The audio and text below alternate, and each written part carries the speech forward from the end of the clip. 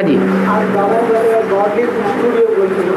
Gaudy studio का photo दिखाया है रमेश भाई ने। हाँ, बेहद कोई स्टूडियो बनाया है, बेहद में भी कुछ स्टूडियो कोई तैयार हो रहा है। अब वो तो वुड स्टूडियो बनाया उन्होंने, वो तो लक्कड़ बुद्धियों का हुआ। असली असली तो चैतन्य आत्माओं का है। और हाँ जी, 18 जनवरी को स्नेह का दिन, बच्चों को बिग पाउच देने का दिन और बाप बैग बोम बनकर रहने का दिन, ऐसा बोल के 18 जनवरी को बाबा हर साल कहते रहते हैं। वो तो 18 जनवरी 1916 का 16 का नहीं है ना, वो तो आफ्टर 76 होता था। नहीं, जिस वर्ष में, क्योंकि बाप दादा तो मर्ज करके भी बच्चों को बोलते हैं, जिस वर्ष में शरीर छोड़ा है उसी वर्ष में वो निमित्त बनने वाले बच्चे ज्ञान में आ चुके हैं, इसलिए बोला। और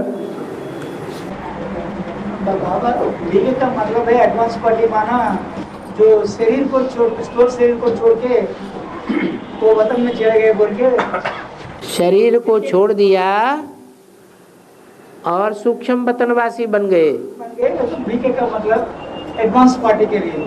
तो एडवांस पार्टी तो सारी भीड़ तो साकार में ही करना है ना। सूक्ष्म शरीरधारी भल बन गए, लेकिन फिर भी कोई न कोई में प्रवेश करके पार्ट बजाते हैं, ये बात उनको पता नहीं है।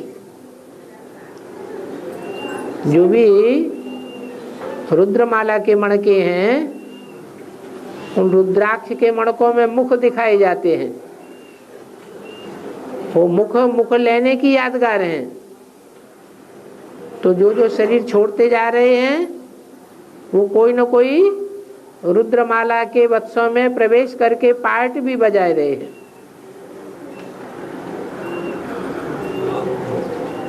और बाबा अभिक्वाणी में जब भी शुरू करते हैं आ से शुरू करते हैं, आज करते हैं। अभिक्वाणी जब भी शुरू करते हैं, हाँ, पहला अक्षर आ से शुरू करता है। हाँ, और लौकिक भौतिकों में अक्षरों में आकार हो, नादों में ओंकार हो, इसे कहा। तो आ से शुरू कर रहे हैं तो जो मतलब है आदि नहीं है, आदि नहीं है, आदि है।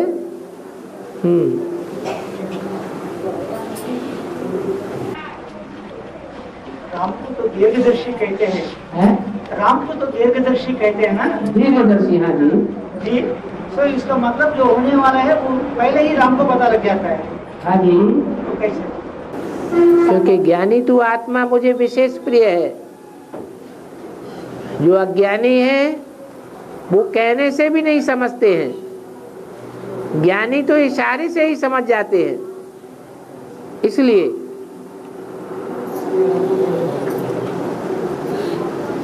ज्ञानी प्रभु विशेष प्यारा।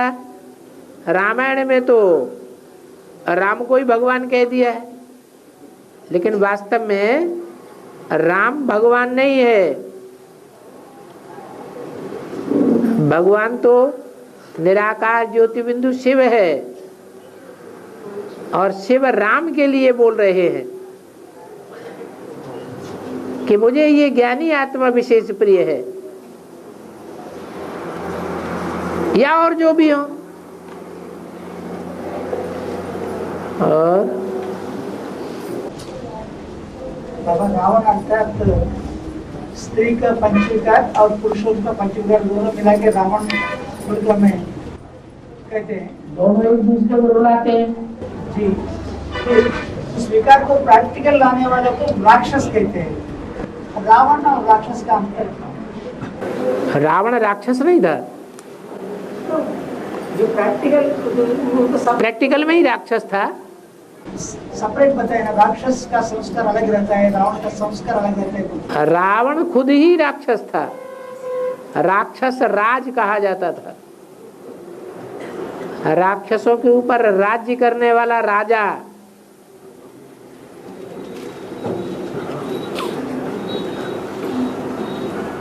और अमरनाथ में तो लिंग बनता है और बिगड़ता है दोनों।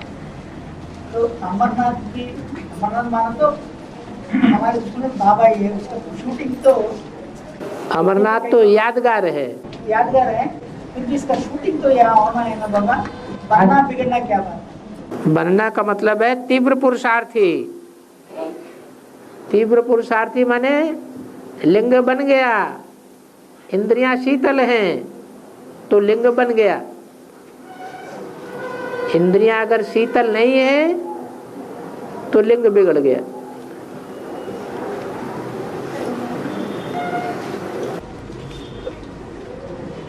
साक्षात अमरनाथ तो ऐसी हालत नहीं होती है ना। अमरनाथ तो यादगार है मात्र, वो जड़ यादगार है। हाँ, जड़ यादगार तो है। चैतन्य यहाँ की बात है।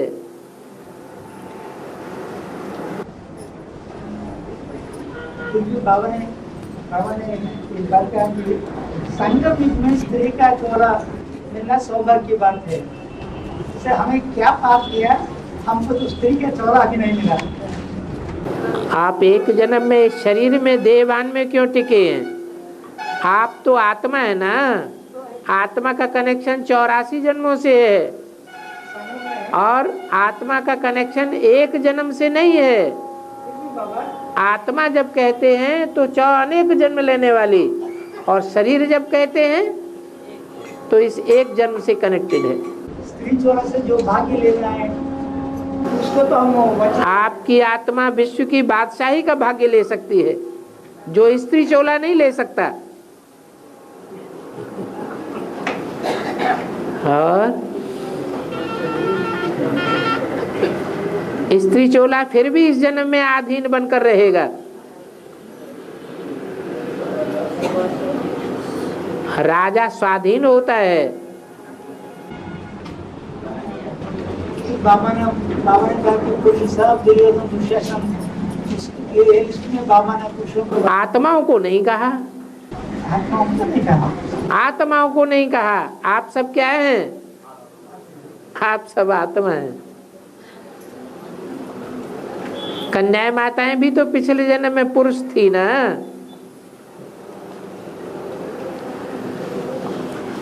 एक जन्म में दुर्योधन दुशासन और एक जन्म में सीताएं और द्रौपदियां। वो तो हिसाब किताब बना हुआ है, कांस्टेंट तो नहीं है।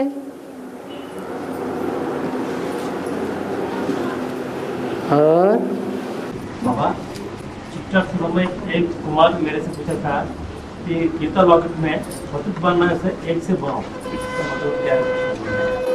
माना सतयुग के आदि से लेकर के और कलयुग के अंत तक आत्मा पतित बनती है या नहीं बनती है? सतयुग आदि में भी पतित बनना शुरू हो जाता है। दृष्टि से पतित होते हैं या नहीं? तो ये नहीं कहा कि भ्रष्ट इंद्रियों से ही पतित बनो, दृष्टि से भी पतित होना होता है। जो श्रेष्ठ इंद्रियां हैं उनसे भी, उनके संग के रंग से भी पतित होना होता है।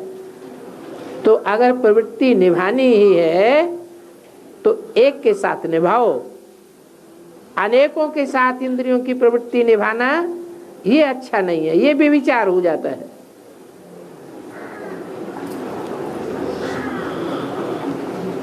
अब हमारे लिए तो एक बाबा है, तो एक बाबा, दूसरा न कोई।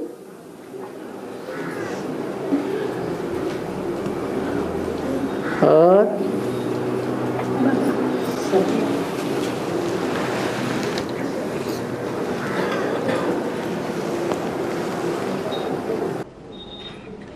बाबा एक वार्तालाप में बाबा ने कहा कि सतयुग का लास्ट नारायण इतना कर्जा करते हैं कि इनका राज्य खत्म होकर के राम का राज्य आ जाएगा बोलते हैं। इसका शूटिंग में क्या है?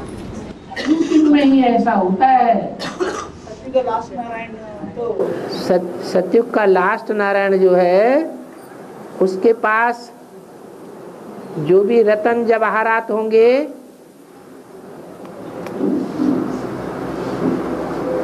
वो कोई बात नहीं है। यहाँ ज्ञान रत्नों की बात है। संगम युग में ज्ञान रत्नों की धारणा राम वाली आत्मा करती है। जो आखिरी नारायण बनने वाला है वो हवाई जहाजों में घूमता रहता है, मान मर्तबा बढ़ाता रहता है, मोटी मोटी पुस्तकें छपाता रहता है।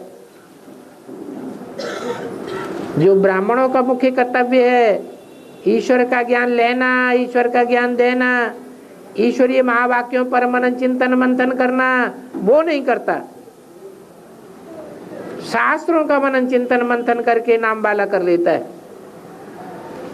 उससे कोई बाप थोड़े प्रत्यक्ष हो जाएगा।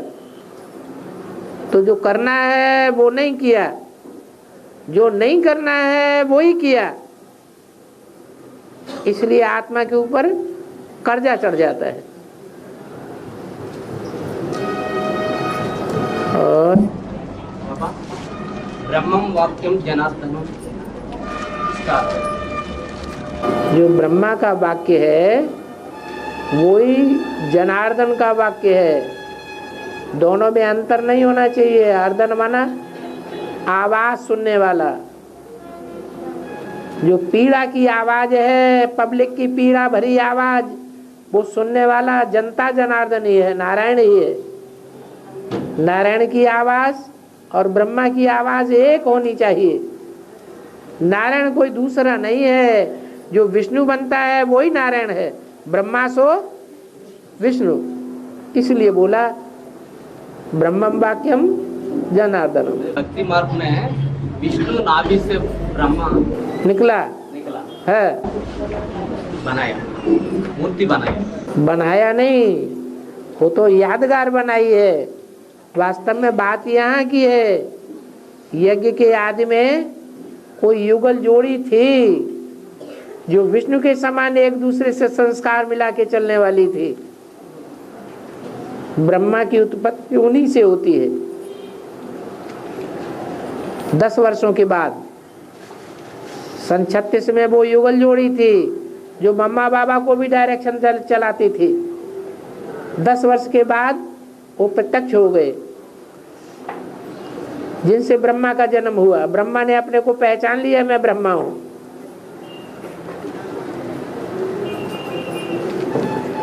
और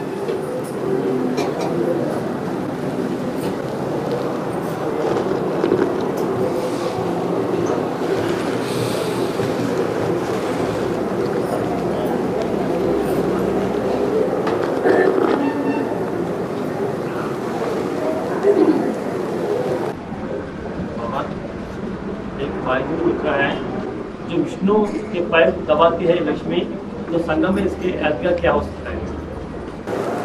हम पैर स्थूल समझ लेते हैं।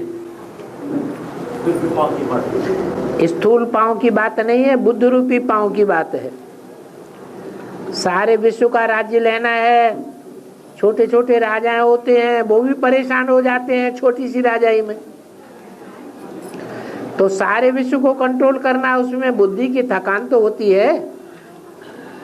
तो नारायणी सहयोग देती है, वो सहयोग देना ही उनका पांव दबाना है। और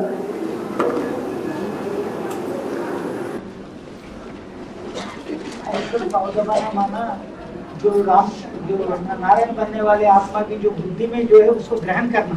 हाँ जी, ग्रहण भी करना है और साथ साथ सहयोग भी देना है, ताकि बोझ हल्का हो जाए। सहयोग दिखाने के लिए देने वाले तो बहुत बनते हैं, लेकिन एक होता है स्वार्थ के आधार पर सहयोग और एक होता है निस्वार्थ सहयोग।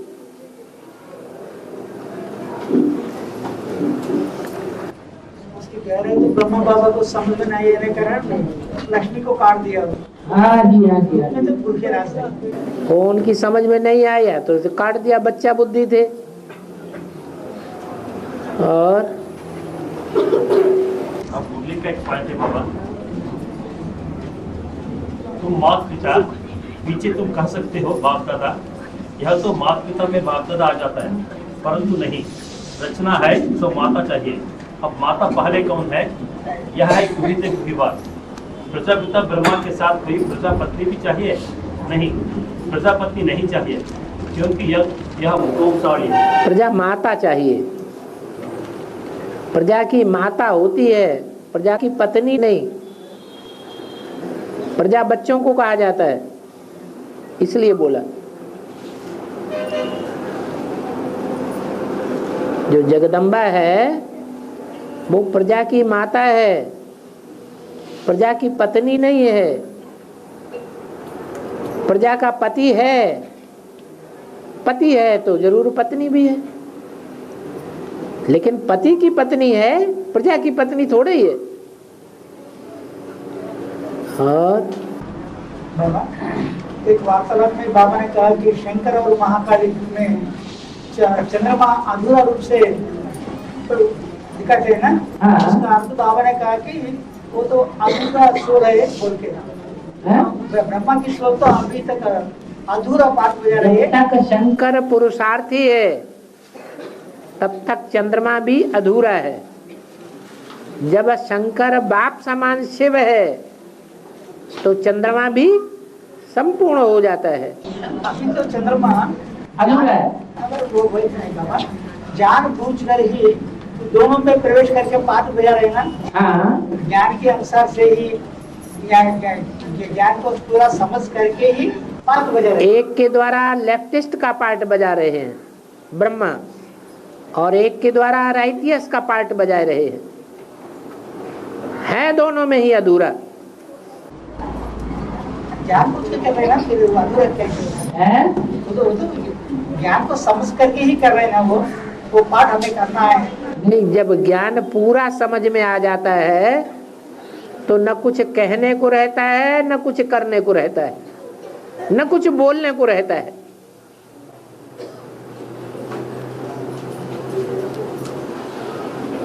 और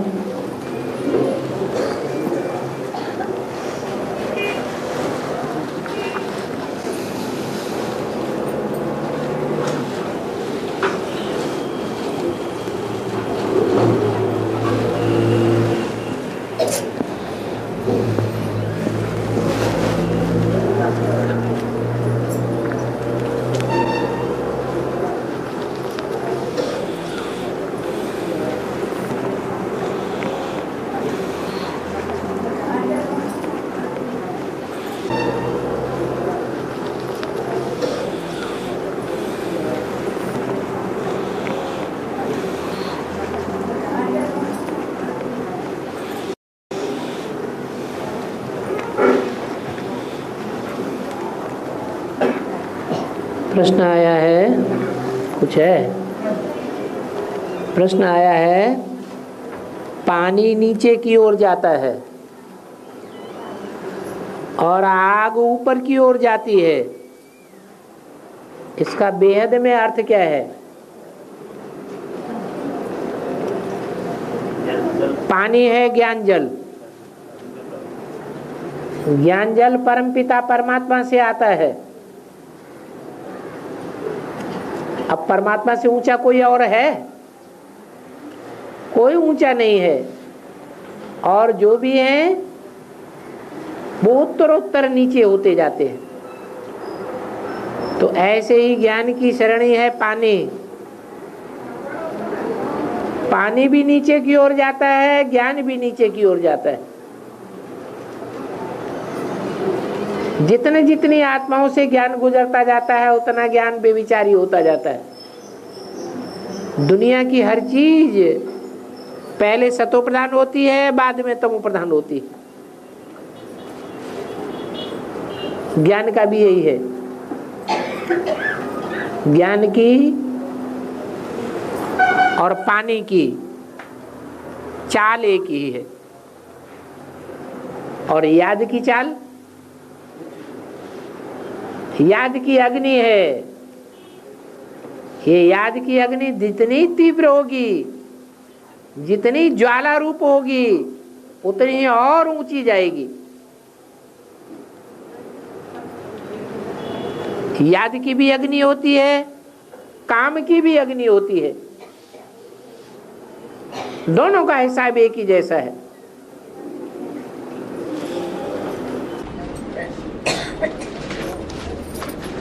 हाँ जी। बाबा पुरुषार्थ और दैव पुरुषार्थ के अंतर क्या है? पुरुषार्थ और योग पुरुषार्थ के अंतर कैसा है? तीव्र याद करो। तीव्र पुरुषार्थ माने निरंतर पुरुषार्थ, अंतर ना आए, गैप ना पड़े बीच में। और जो धीमा पुरुषार्थ होता है उसमें बीच बीच में गैप पड़ता जाता है। कृष्ण मक्खन चुराता है और सभी गोप खाते हैं, इसका बेहद में अर्थ क्या है? ये विश्व की बादशाही का मक्खन है। ये विश्व की बादशाही कमाने वाला एक है जिसमें शिव बाप प्रवेश करते हैं,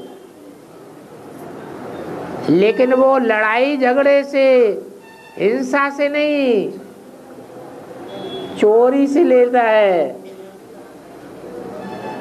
ऐसी चोरी करता है जो जिसका चुराया जाता है उसे पता भी नहीं लगता कि हमारी चोरी हो गई।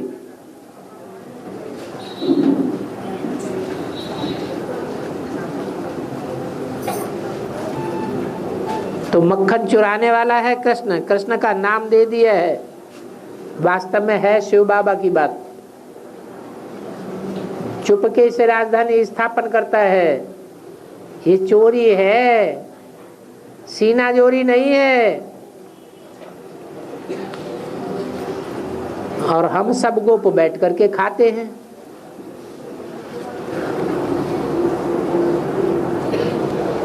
भक्ति मार्ग का संस्कार रहने से शरीर छोड़ना पड़ेगा।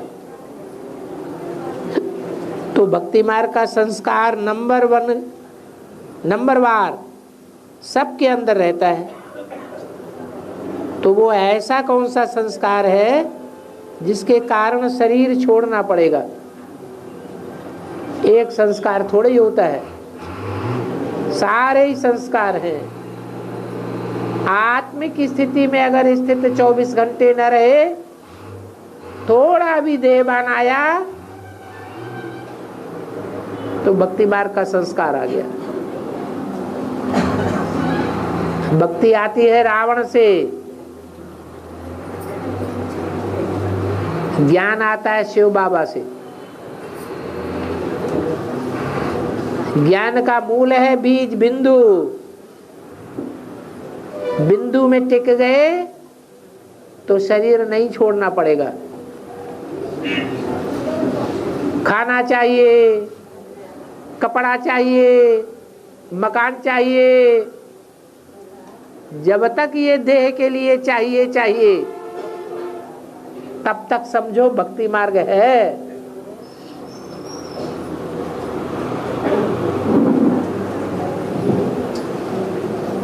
आत्मिक स्थिति में जब 100% स्थित हो जाएंगे तो इच्छा मात्रम अविद्या की स्टेज आ जाएगी।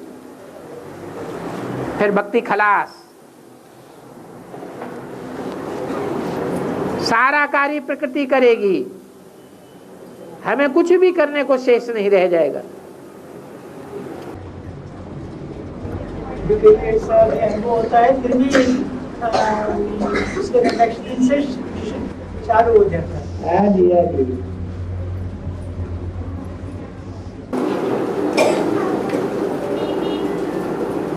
बलराम की शादी स्वर्ग की रहने वाली रेवती से होती है। रेवती इतनी लंबी होती है जो बलराम को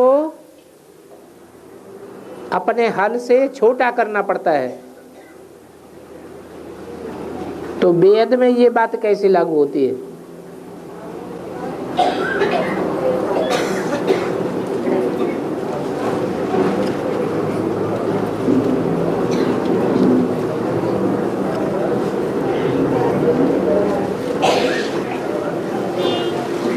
कोई भी कन्याएं होती हैं, उनकी ग्रोथ, उनके शरीर की बाढ़ तब तक बढ़ती रहती है जब तक उनकी शादी नहीं होती। शादी कोई ढोल मजीरे से ही नहीं होती है। बाबा ने बोला है विकार में जाना माना शादी।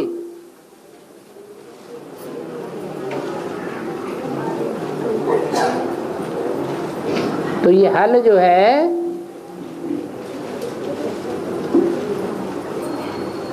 वो विकार में जाने का शस्त्र दिखाया गया है। ऐसी शादी जब हो जाती है तो ग्रोथ रुक जाती है।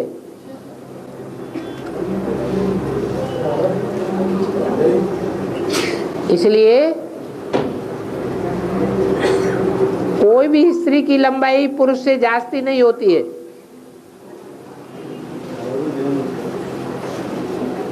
पुरुष जास्ती लंबा होगा और स्त्री उसके मुकाबले छोटी होती है।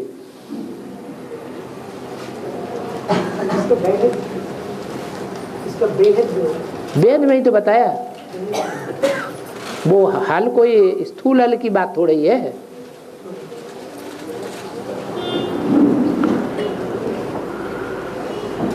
शास्त्रों में 7 जन्मों का बहुत गायन है। शादी में फेरे भी 7 लगाते हैं और कहते भी हैं 7 जन्म तक साथ रहेंगे।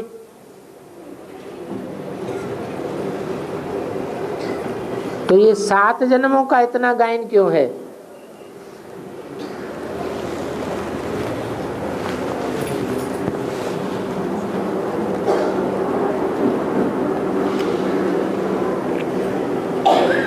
सतयुग में कितने जन्म होते हैं? 8 जन्म होते हैं। उनमें से पहले जन्म के लिए ये बात लागू होती है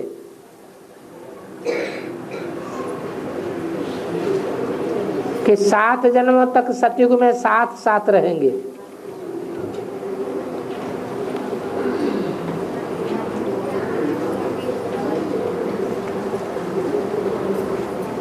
ये 7 जन्म सतयुगी ऊंचाइयों के जन्म है। बाद में फिर नीचे गिरना तेजी से होता है, क्योंकि सतयुग में तो सिर्फ 2 ही कलाएं कम होती हैं और त्रेता में 6 कलाएं कम हो जाती हैं। तो सतयुग का गायन विशेष है 7 जन्मों का। किसी ने पूछा है लौकिक में शिवालय में जाकर वहां का प्रसाद लेकर नहीं आना है, ऐसे क्यों कहते हैं?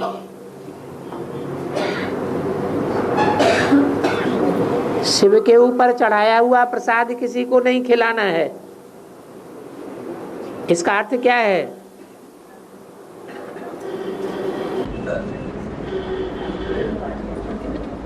शिवलिंग पर चढ़ाए फूल भी नंदीश पर रख देते हैं। शिवलिंग पर जो फूल चढ़ाते हैं उसको नंदीश पर रख के आ जाते हैं, साथ में लेके नहीं आते। हाँ, फूल चैतन्य है या जड़ फूल की बात है? चैतन्य कौन है? जो कन्याएं अर्पण की जाती हैं वही फूल है।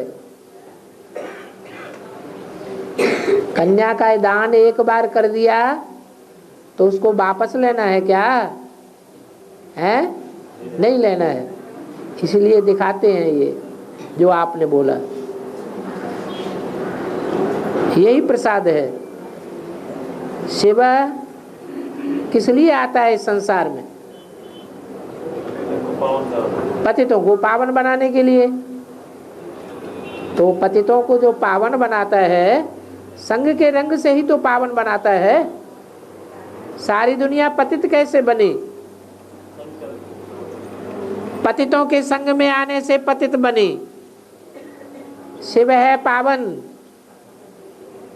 पावन को एक बार जो चढ़ावा चढ़ा दिया, वो चढ़ावा फिर कोई दूसरा स्वीकार नहीं कर सकता। करेगा तो नीचे गिरेगा।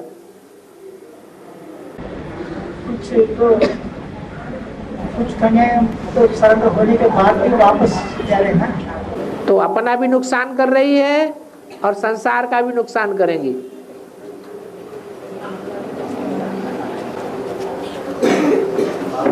वो आत्माएं दूसरे धर्म में कन्वर्ट होकर के नीचे गिरेंगी या सूर्यवंशी बन करके रहेंगी, चंद्रवंशी बन के रहेंगी?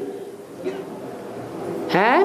दूसरे धर्म में चले गए, यहाँ से शूटिंग करके में ही दूसरे धर्म में चले कन्वर्ट हो गया। हाँ, तो नीचे गिरना हो जाएगा ना। स्वधर्मे निधनम से या परधर्मो भयावह, औरों के धर्म में गिर गए तो नीचे गिरेंगे। हाँ जी, राकार शिवशंकर भोलेनाथ की है? राकार शिवशंकर भोलेनाथ, हाँ, ये अर्थ विवरण इसका अर्थ क्या है? क्या? निराकार शिवशंकर भोलानाथ के, हाँ, इसका अर्थ क्या है? इसका अर्थ ये है कि जैसे शिव निराकार है वैसे शंकर वाली आत्मा भी निराकारी स्टेज आत्मा की स्थिति में सदैव के लिए टिक जाती है। भोलेनाथ भोलों का नाथ है, चाड़ों का नाथ नहीं है।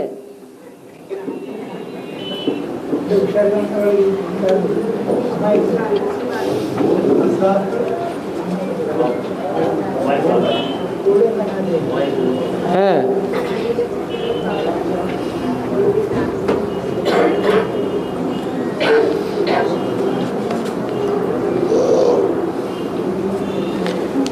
हाँ जी, और शंकर का पाठ कहते हैं ना कि इतना टेढ़ा मेढ़ा है कि तो बच्चे भी समझ ना सके, है, तो बच्चे कोई भी बच्चा नहीं समझ पाएगा।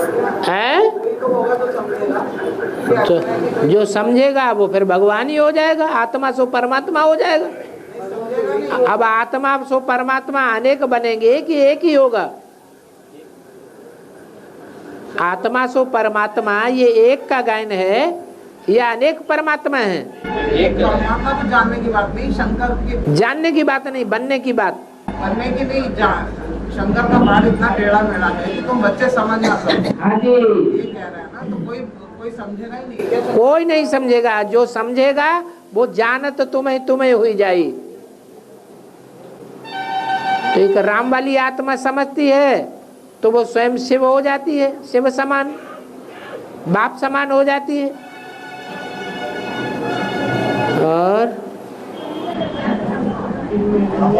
शंकर पार्वती भगवान भगवती कैसे बने? वास्तव में भगवान तो अकेला होता है, भगवान के साथ भगवती नहीं होती है। फिर भी भगवान आते हैं तो उनका विरुद्ध है, मैं आप समान बनाता हूँ, स्त्री को भी आप समान बनाता हूँ और पुरुष को भी आप समान बनाता हूँ। तो टाइटल है ये भगवान भगवती का। वास्तव में भगवान तो एक है, गॉड इज वन। भगवान कभी दो नहीं होते हैं, भगवान जैसा और कोई हो भी नहीं सकता। भगवान जैसा भगवान एक ही होगा।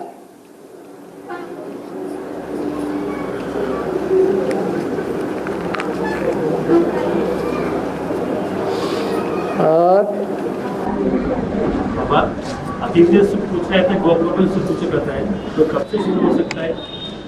अंत समय में, जब फाइनल पेपर आउट हो जाए।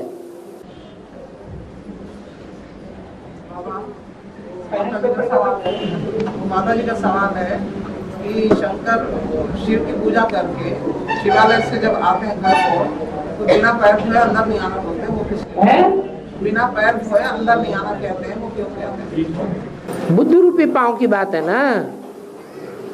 पहले बुद्ध रूपी पांव का प्रक्षालन करो, तभी तो नजदीक पहुंचेंगे। मेरे नजदीक कौन आ सकेंगे? जिनकी बुद्धि शुद्ध होगी, जो पवित्र होंगे वो आ सकेंगे, या पवित्र मेरे नजदीक आ सकेगा? अपने घर वही घर है, घर तो परमधाम ही है। नहीं, वो कह रहे हैं जैसे पूजा करके आते हैं। अरे परमधाम ही तो घर है ना, वो तो हद का घर है, वो यादगार है। परमधाम जो है उसका यादगार है मंदिर। मंदिर को यूं ऐसा बनाते हैं, वो परमधाम की यादगार दिखाई गई है। पैर धो के मंदिर में जाने के बाद पैर माने बुद्ध रूपी पांव। मंदिर में जाने की बात नहीं कर रहे, मंदिर से जब घर को आते हैं, अपने घर जब आते हैं तो बिना पैर को अंदर नहीं आना बोलते हैं, ऐसे क्या नहीं है? और तो पैर पहले ही धुल जाते हैं, मंदिर में जाने के मात्र से ही पैर धुल जाते हैं। परम धाम से जो भी आत्माएं आती हैं पवित्र आती हैं या पवित्र आती हैं? फिर भी पैर धो के अंदर आना बोलते हैं। तो पवित्र आत्माएं आएंगी ना, अपवित्र थोड़े ही आएंगी। नई सृष्टि में, सतो प्रधान सृष्टि में जो भी आत्मा उतरेगी परम धाम से वो सात्विक चरण वाली उतरेगी। बुद्ध रूपी पांव सात्विक होने चाहिए। और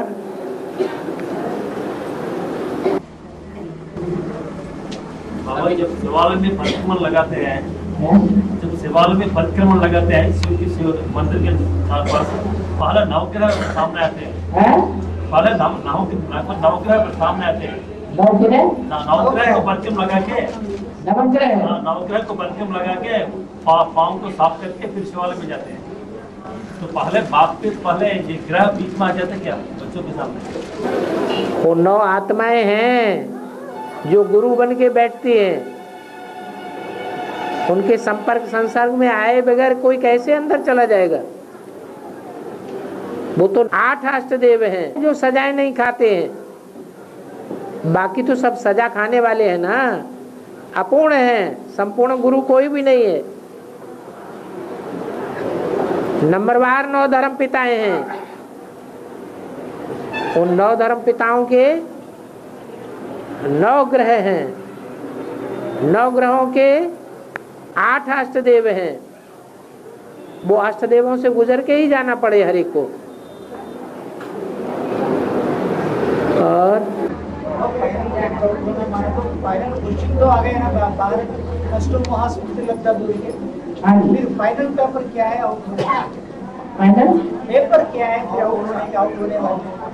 अरे क्वेश्चन तो मिले आपको। नष्टो मोहा स्मृति लब्धा। हाँ जी, नष्ट मोह नष्ट हो गया कि अभी कहीं मोह लगा हुआ है? लाव लित्या लगी हुई है।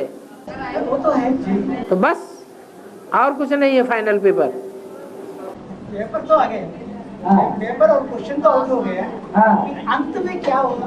अंत में उसका रिजल्ट निकलेगा, कौन कितना बना है, रिजल्ट आने के बाद किस परसेंटेज में बना है। नष्टो मोहा 100% नष्टो मोहा बना है। एक शिव बाबा, दूसरा न कोई, या कुछ रह गया है? अगर कुछ रह गया है तो वो ही परसेंटेज में कमी हो जाएगी। गोपी वालों के हो गया वो 100% जो फाइनल पेपर में पास हो गया, उससे पूछना है आपके दिल से क्या है? वही है 16,108।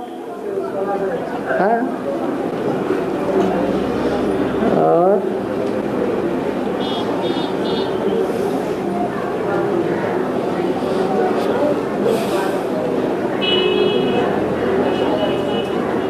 ओम शांति।